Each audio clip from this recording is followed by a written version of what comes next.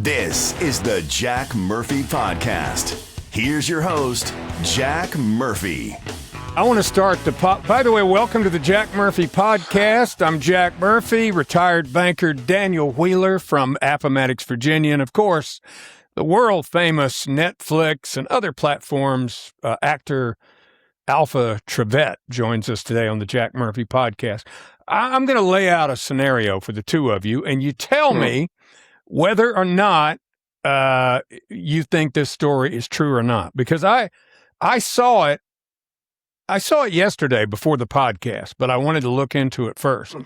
Here's the basic premise, okay? And I noticed this because I was in the broadcast industry.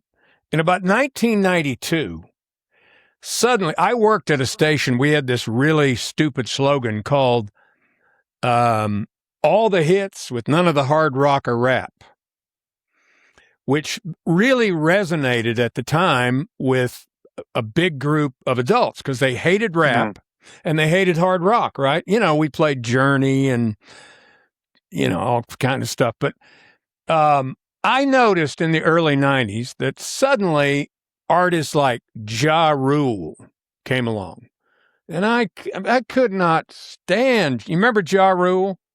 Remember the name? I remember the name, but I can't remember the music. He had a strange voice, and then the guy that started rapping with him was that Jamaican rapper. Yeah, that's what I was thinking. Beat up, you couldn't even understand what they were saying. And then it just started to snowball after that. And the charts, like the Billboard chart, the radio and records chart, all the airplay charts, suddenly were dominated with rap and hip hop. It's like it came out of nowhere. And it just dominated the charts, the top 40 chart, the R&B chart, the soul chart. All of them were just all hip hop and rap. And I thought, it's really weird. I mean, I knew there were a lot of non-minority kids that got into it, but I just couldn't believe you could flip a switch like that and a musical taste would change that quickly. But they dominated the charts. Well, I saw this story that alleged that the CIA was behind this, that the Central Intelligence Agency had used USAID money to manipulate the charts to improve America's image around the world, that we were a society that welcomed minorities and cultural exchanges, and that they could point to that as being a great place America was. There was a bunch of reasons. So rap music was going to make us a better... Well, it was that we were inclusive of black people and other minorities and their culture and their music and so forth.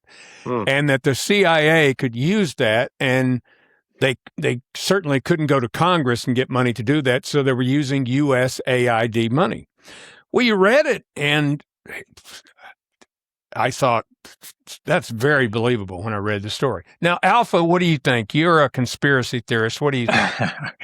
Well, I think there is a degree of a body of evidence that does show that the CIA did introduce crack cocaine into the black culture and black neighborhoods. I'm very familiar with that the CIA was actually selling crack cocaine out in California to make money to use to buy weapons and stuff for things that they had going on when Congress would not fund them. I'm aware of that. There was a guy from the San Jose Mercury newspaper who did a big story about it.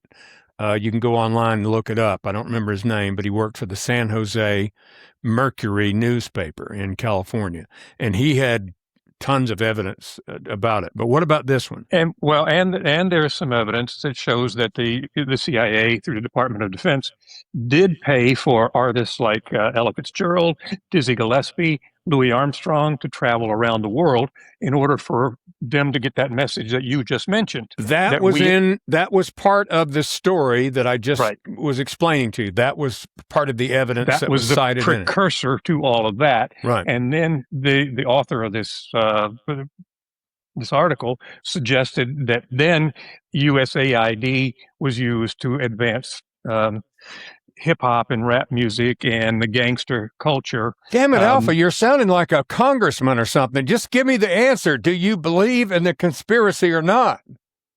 I'm not done. And there's evidence that since USAID has been shut down, that the Democrat Party is now in debt. So they are not receiving donations now that USAID has not been able to circulate that money back to them. Now, as far as the rap music, do I believe it? I think there's a tinge of truth to it. I think there may be some truth there. Maybe not altogether true, but I think USAID and CIA. All right, so you're going to give it maybe. That sounds like a maybe. Definite maybe. Daniel, what about you? What do you think? I just can't even think that they would ever even do that. Yeah, that's exactly the kind of things really, they do. There was just like, what? I mean, it doesn't make any sense to me. Based on my research this morning, which is I went on Grok, and I asked Grok, is there any credible evidence? And it checked like 150-something sources. And it said no credible evidence supports claims that the CIA or USAID manipulated U.S. music charts to artificially boost rap and hip-hop domestically. And it's like 3 pages of stuff. But the funny thing is, I think music is just cyclical. For instance, right now, for the first time in a long time, country music is dominating the charts. Which proves the guy's point, because he said since USAID is not propping up rap music, then country music is rising to the top. They must be propping it up. Well, I'll give you an example. I remember in the late 1970s when disco happened.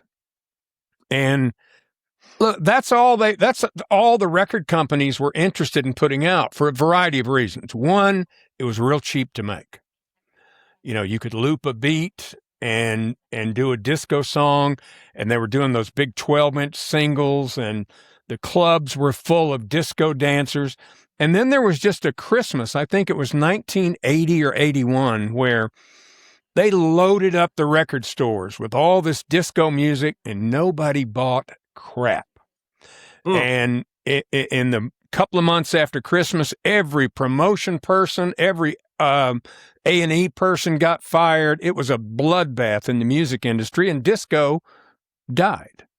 And in fact, I remember going to, listen to this. This is ridiculous. I went to a convention. Like, we used to have these conventions where radio programmers and DJs would go, and there'd be people from record companies, and usually they would have a president of a record company or something there who would get up and speak. I think this guy was with RCA, but he actually got up in one of the meetings and said this. He said that, I think we may be coming to the end of the line in pop music.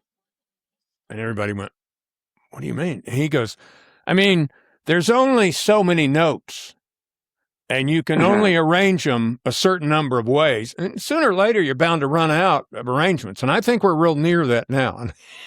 It just went, are you nuts?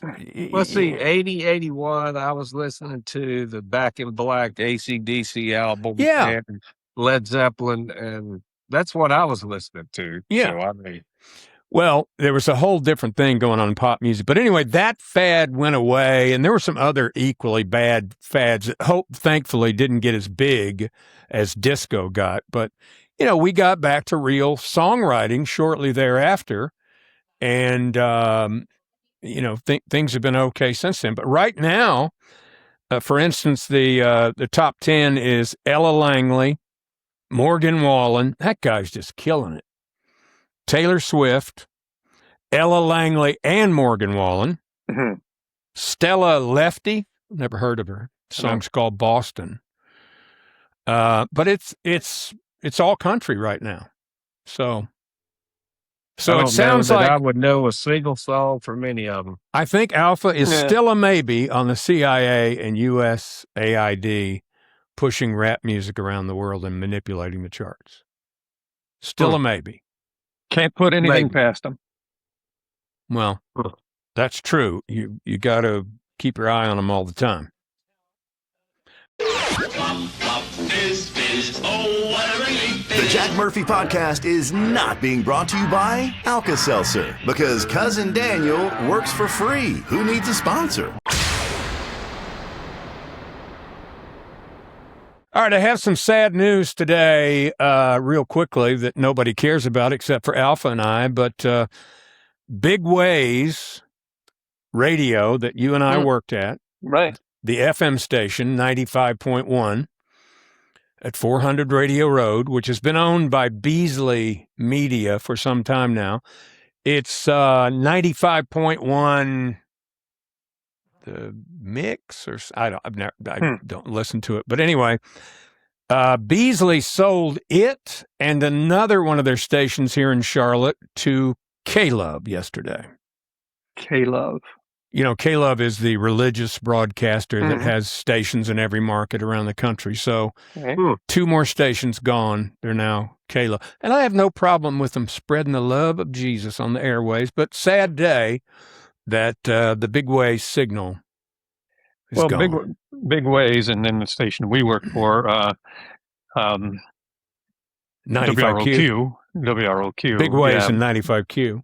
Yeah, Big Wave was legendary. I mean, it was huge there in Charlotte, and then the owners, Sis and Stan Kaplan, had the Big Ape down in Jacksonville. That was a huge signal, and so yeah, it was a legendary radio back when radio was radio and fun. You are watching the Jack Murphy Podcast. Please remember to like and subscribe. Now back to the podcast, y'all. So I have a little bit of an update today on yesterday's story about Donna Mills. I'll tell you, we've been kind of ahead of the curve on some stories lately. I think we need to spend some of our advertising money on maybe joining OnlyFans and maybe going on Donna's page and maybe sharing some of her videos. Maybe so. Oh, and let me forget, before the podcast, we have a big interview coming up next week that I secured today. I'm very excited about. Anyway, Donna Mills is in page 6 yesterday in the New York Post. And she was talking about some of the strange requests she's gotten already on OnlyFans. Now, she's 85, remember? 85. Right. She said, I own a vineyard. And the first request that I got from one of my OnlyFans was to stomp some grapes barefooted. And I said, yes, sir, I sure will. And so I guess she's doing it, or she did it, or whatever. But it's all about feet over there at OnlyFans. I don't get it. I'm sorry. That's the last thing that would turn me on is feet. Yeah, me too. I'm anti-feet. Now, she's 85, and so is Martha Reeves, who was singing the national anthem that we played yesterday. That beautiful rendition. Yes, and we heard how horrible that was. So hopefully, I haven't seen anything of Donna Mills in quite some time. So hopefully none of that is reflected in her age. I just hope that her feet look better than her gnarled up hands looked in that picture that we had. Well, it wasn't great. I don't know about you, but I love these kind of videos that pop up from time to time on Facebook or Instagram or TikTok or whatever, but they're snake pranks. We're big fans of the snake pranks. I don't know if you've seen them. Here's one right here. Behind you. God damn it.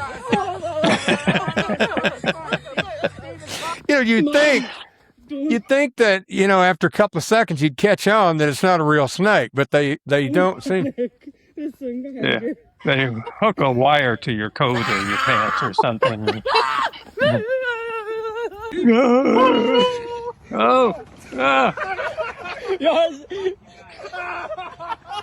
He wiped out.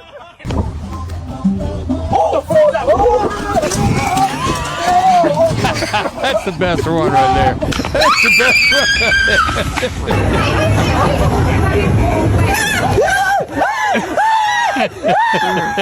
one. Well, and then I discovered that this happened to Daniel one time. His friend Roger got him one time, and he sent us a little clip of it. Check this. Not as good as those, but it's pretty funny. Are you having fun? Ah!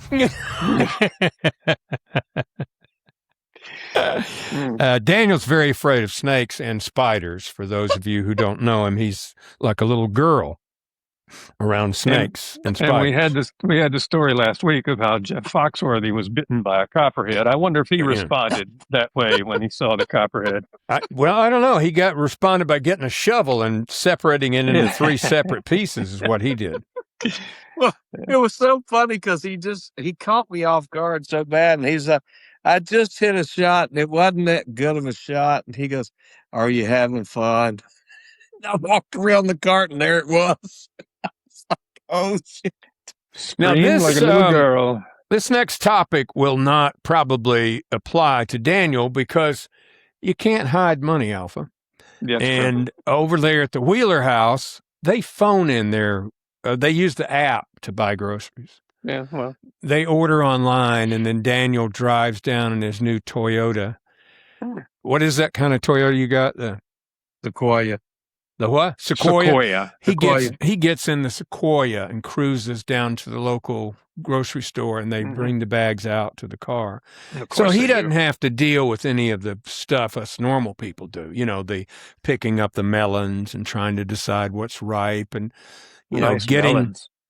getting the self-checkout machine to scan and to work, and all the things normal people go through. He bypasses it. So.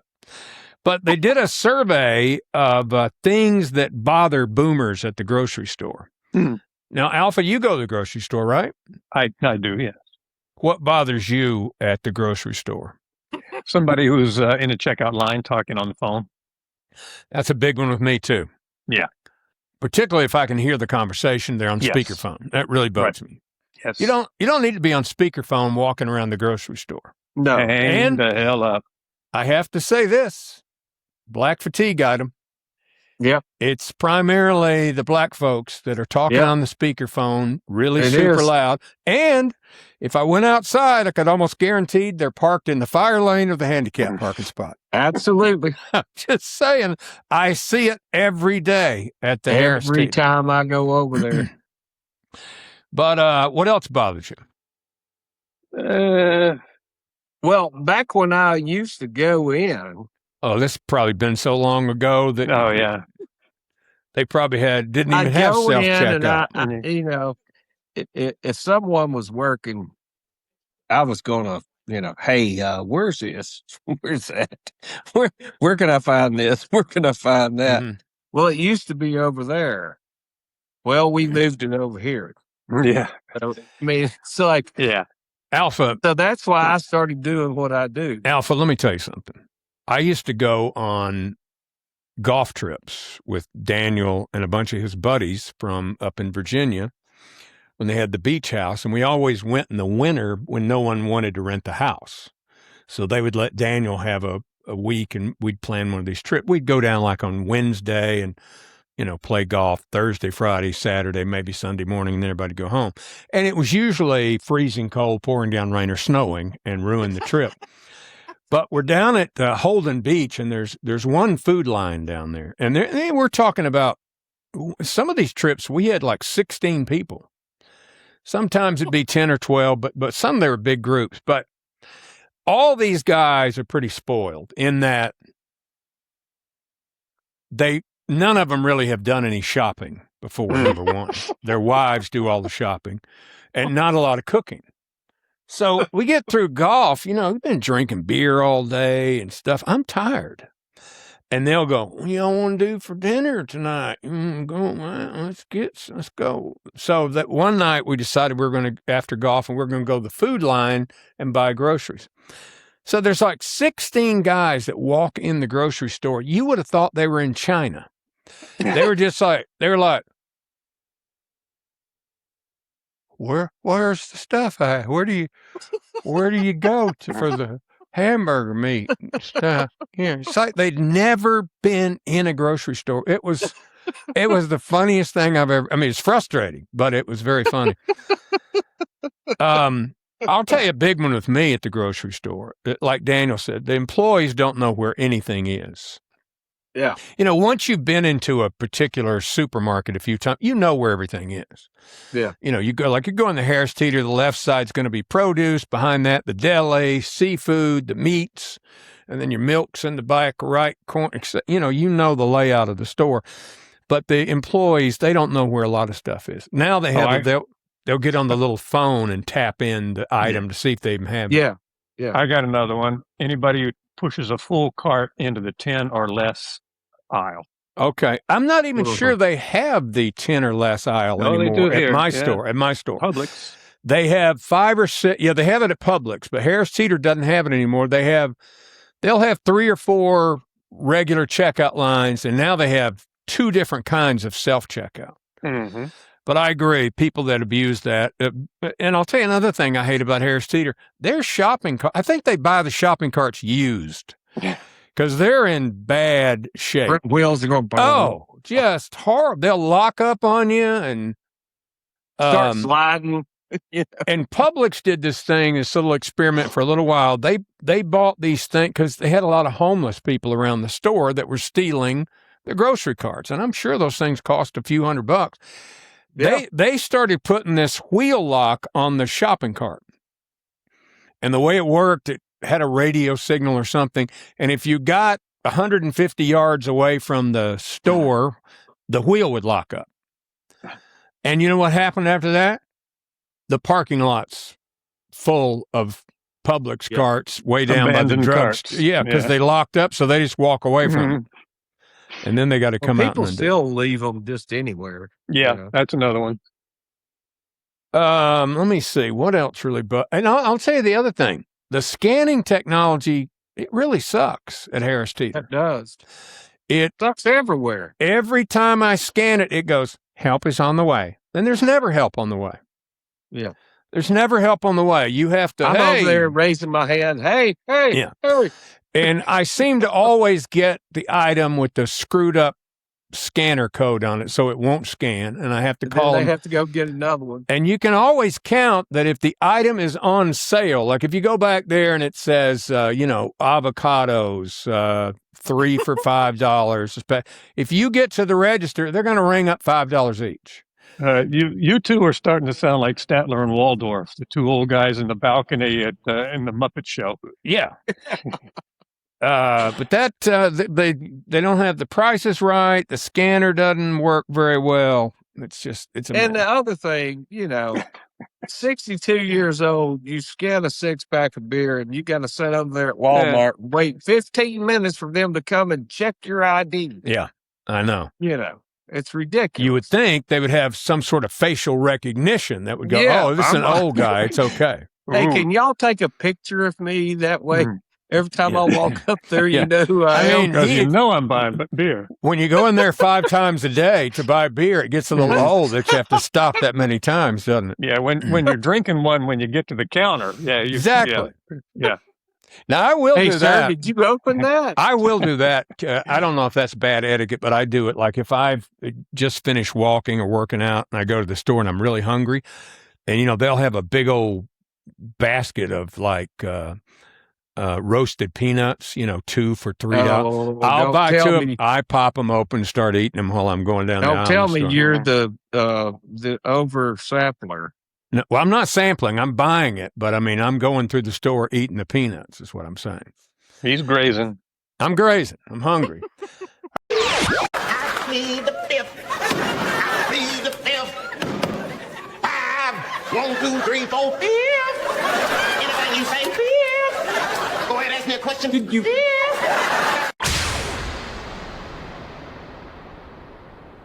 All right, a little bit of an update. A few days ago, we covered the story about Alan Richardson, the guy that plays Reacher, and we're done with it. We're done with it. And President Trump tweeted this out this morning. I got a kick out of this. What was that guy's name that was in the original Bud Light fiasco ad? Devin something. No, McDermott or McDillon or something. Yeah, Devin something. I don't remember, but that was pretty funny. Also, we have a video today of a, I don't know I don't know the Fish and Wildlife guys. They're cops, but they handle, fishing and hunting and that kind of stuff. Like game wardens or yeah. But they have, they have these TV shows now, and they have trucks and blue lights and everything. And if they get evidence that you harvested a deer you weren't supposed to, they'll go to your house and arrest you. Yeah. And you think about it, that's a dangerous job because the people are armed. Yeah. Because they were hunting. But I'm not sure they get the same training as regular law enforcement officers. And I think this video will bring that fact home. If a guy is at the gas pump, pumping gas, what is the last thing you want to do? Spark. You don't want to spark. And apparently this game and fish officer didn't get the memo on that. Guy just got tased. There's the fire. Fire at the gas station. Get on the ground! Get on the ground! Wait, you like a Virgil! I know.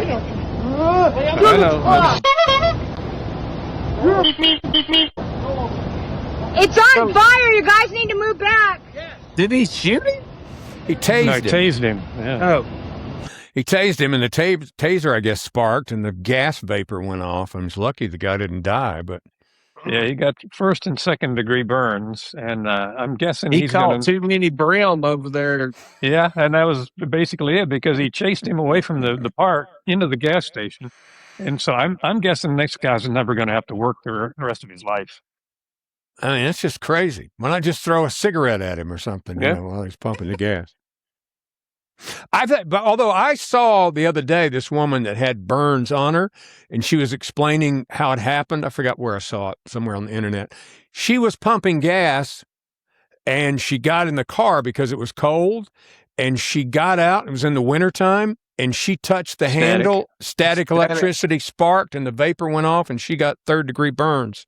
Well, she must have spilled gas everywhere or something. Well, I guess it had just been pumping, and the fumes built up. Think about who was pumping the gas. I mean, it's probably all over the damn car. Probably, you're right.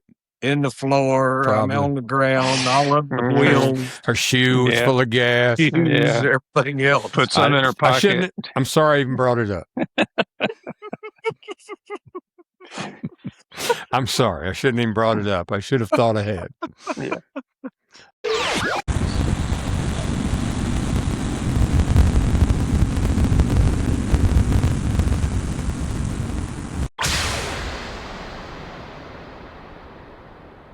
All right. Now, Daniel, you've had some experience driving in the autonomous cars, the Waymo. We had some video back at Thanksgiving, I think it was, where you and Roger were in the Waymo, and they were trying to talk to the non-existent Waymo driver. It's pretty funny.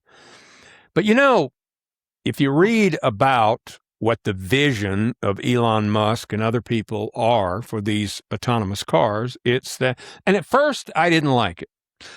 But as I read about it, now I get it.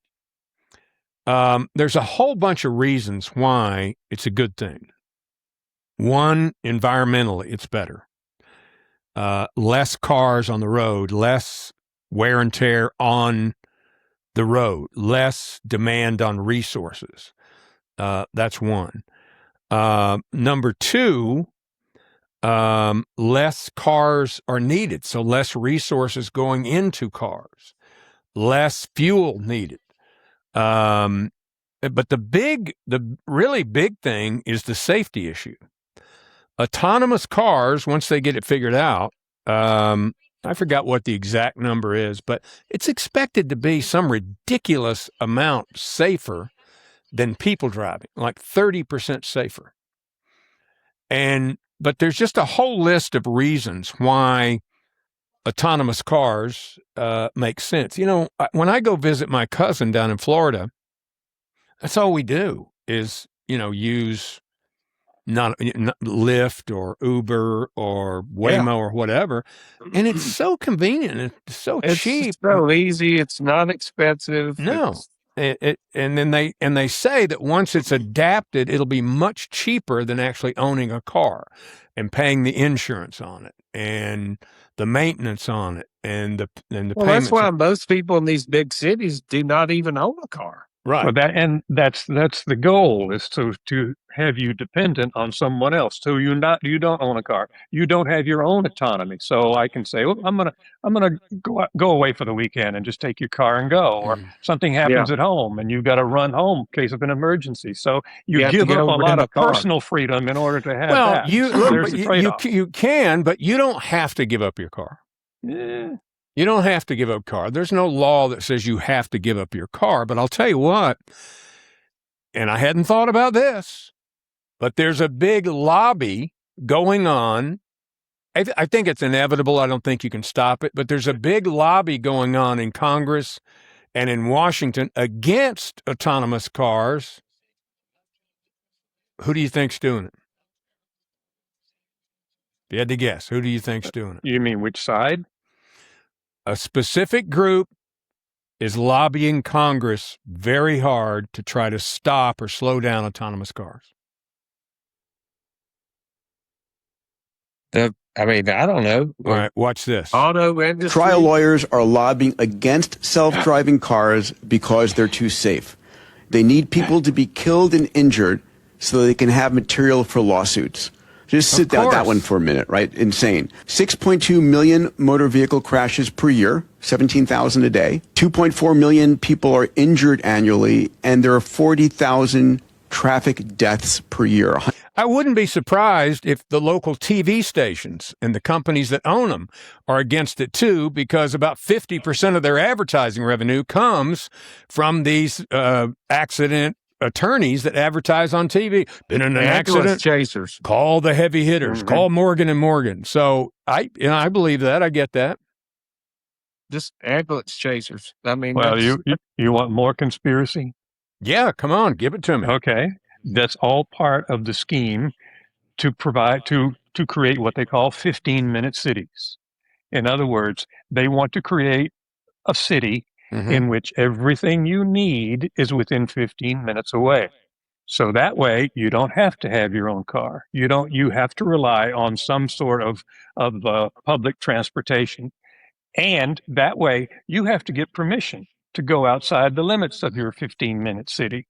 It is basically a quiet prison. That is one way to look at it. The other way to look at it is, that sounds awfully convenient. Exactly. If everything's 15 minutes away, that's great. I hate to have to go more than 15 minutes away. I think 15 is too much. I'd like to. I'd like to 5 minutes. I'm thinking 4 to 5 minutes. You'll change your mind when your favorite golf course is 20 minutes away. Yeah. Then you go, this is bullshit. But guess what? It's 2 minutes away. All right, real quick here, update on Nancy Guthrie. You know, they've released a couple of the notes that the Guthrie family got. One of them was received on February 6th, and it says that Nancy's dead. 2 ransom notes were sent. The first one, February 2nd, asked for $4 million by February 5th, and if that deadline was not met, $6 million on the 9th. But the second note on February 6th informed the family that Nancy was dead.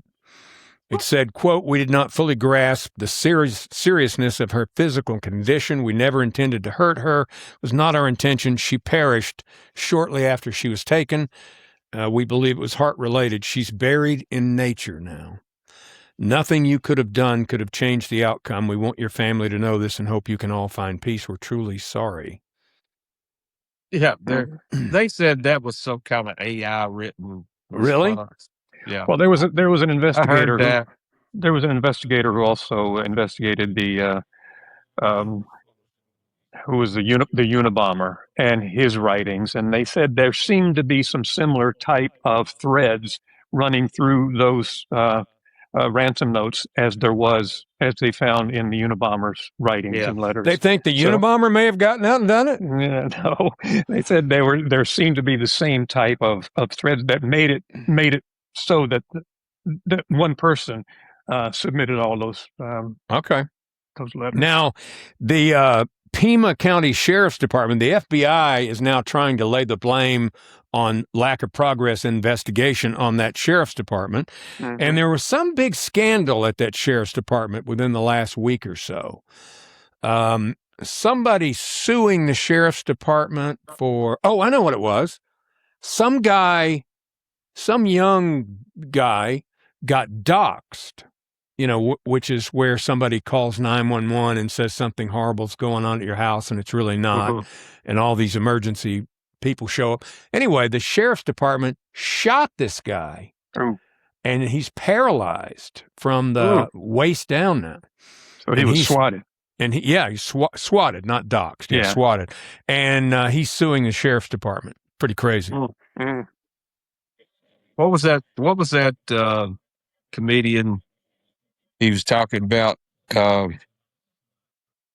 If somebody kidnapped my mother and they had her at gunpoint and they said, spell restaurant or we're going to kill your mother. He said, sorry, Mama, I love you. Know that you can flip things in a pan by just flipping coffee with a spoon by just...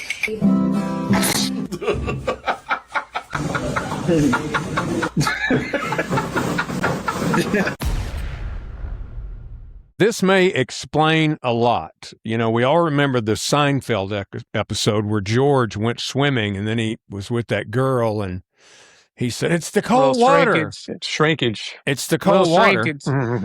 There's a new thing. It was cold. New thing out this morning. I read this morning that I had never heard of, and it's called gym penis. It's a real thing. What is that? Gym penis. A new report confirms an unwanted side effect of hardcore workout called gym penis, which involves temporary retraction, shrinkage. Mm-hmm. It's a real thing. It's caused by redirected blood flow. When you're pumping iron, all that blood's going to your arms and legs and back, chest, whatever you're working, and away from that area. And it causes gym penis. So many men experience some degree of temporary retraction. That's the word they keep using here instead of shrinkage. It's temporary retraction. Yeah. It varies dramatically. Some barely notice it. Others may feel like they're turtling. Is what it says here. Technically, it's a result of redirected blood flow. So anyway, again, we are the podcast for active older people who trying to stay healthy. And I just thought I always heard it was from people taking steroids. No, that I've heard that does it too. And there will soon be a telethon then for gym penis. Probably so. Yes. We're going to have to make sure that money gets directed the right way. To the right people, yeah. It actually goes to unretracting penises and not to some star spokesperson or a T-shirt company. Yeah. One other health news story today, very few people, I still see some people smoking. I don't know how they do it. I know some people that are hard. It's funny. You just don't see it as much anymore. Yeah, I mean, I know people that are still hardcore smokers, though. But interesting stat here, marijuana use just surpassed cigarettes in the U.S. last year. I believe it. 43.8 million Americans 12 and up used marijuana regularly compared to 36.1 million Americans who smoke cigarettes. I can't believe that. I can't believe that many. You can't go anywhere without smelling it. Yeah. I can't believe that many people still smoke cigarettes. There's a big fight going on here in North Carolina right now over the THC law and hemp, which we've talked about before. They're trying to, right now you can buy that Delta 8, which it's pot. Mm-hmm. Only synthetic, made from hemp, right? Delta 9, it's called. And they're selling drinks infused with it. Well, they want to dilute it and make it less power, all this stuff. But the same bill continues to allow kratom to be legal. What? Kratom. That's that gas station heroin stuff. Yeah. It's so dangerous. It's terrible. All right, you guys got anything else for today? Well, I think something we ought to look into for the rest of the week, possibly. You WNBA fans, Clay Travis. Wait a minute, there are no WNBA fans here. So exactly, Clay Travis is challenging the National Women's Basketball Association. Put up or shut up. He wants to form an all-trans basketball team in Nashville called the Nashville Balls, and he wants his team to be made up of trans people, of course, and coached by trans people. But further than that, he is challenging the WNBA to take their championship team and play the top high school championship team. And if that team wins, he will pay them $1 million. If the professional women win, he will give $10 million to Tunnels for Towers or one of those great charities. Yeah, so he's got a lot more money than I thought he did. Apparently, he says that the top high school team will beat the top WNBA team. And you know what? I've heard them argue. I've heard that argued on ESPN and a couple of other places before. That take a McDonald's high school All-American team and play an WNBA team. There's no way. I think he may be right. Well, we'll see. We'll check into that and see where it goes. If you haven't yet, subscribe to the podcast down below. Like the episode. Thank you for checking out the Jack Murphy Podcast, and we'll see you tomorrow. Thanks for watching the Jack Murphy Podcast. Remember to like, subscribe, and ring that bell. Go ahead, ring it. Get alerts when a new episode drops, and tell your friends about the Jack Murphy Podcast. But only the cool friends, please. Tune in next time for another episode of the Jack Murphy Podcast.